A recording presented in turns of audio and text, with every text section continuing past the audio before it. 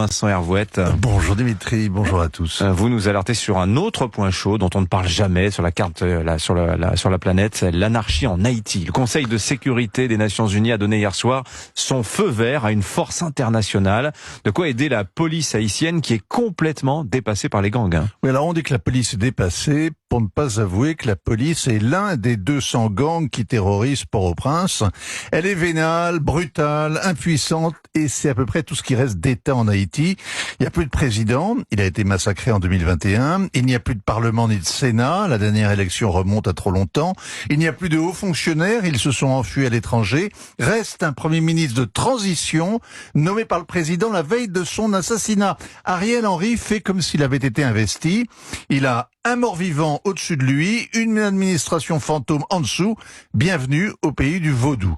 Ariel Henry fait comme s'il avait une majorité, comme s'il expédiait les affaires courantes, comme s'il allait organiser enfin des élections.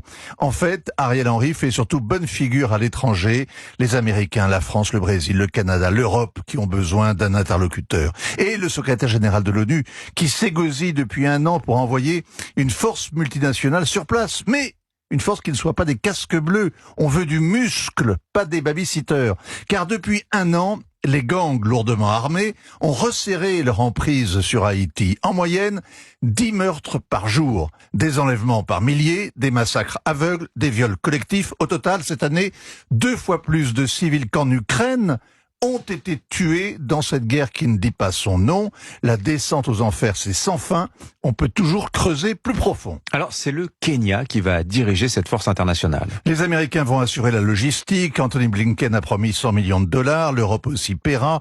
Les pays de la Caraïbe viendront en voisins. Mais c'est le Kenya qui fournit les gros bataillons, 1000 hommes aguerris. Les Kenyans ont l'expérience d'un État failli. Ils sont intervenus en Somalie. Au départ, ils promettaient de sécuriser les routes et les bâtiments publics. Ils envisagent désormais d'éradiquer les gangs, d'aider à reconstruire les infrastructures vitales et à mettre en place un gouvernement démocratique, stable.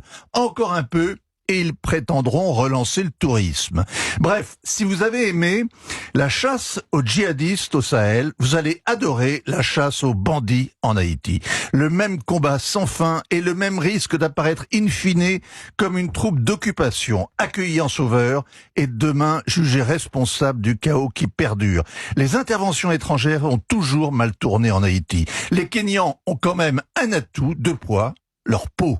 Contrairement aux Américains et aux Européens, ces frères africains ne peuvent pas passer pour des néocolonialistes. Mais est-ce que cette police kenyane, Vincent, est efficace ? Alors elle est dénoncée par les organisations de défense des droits de l'homme pour sa violence. Amnesty a recensé pour l'année en cours 30 manifestants morts sous les tirs de la police kenyane. Son chef nie ces accusations. Il prétend même que ce sont les politiciens de l'opposition qui ont récupéré des corps à la morgue pour les mettre en scène et discréditer la police. Voilà un homme qui sera à sa place à Port-au-Prince, capitale de la paranoïa, la seule ville où personne n'est surpris de croiser dans la rue un voisin enterré la veille.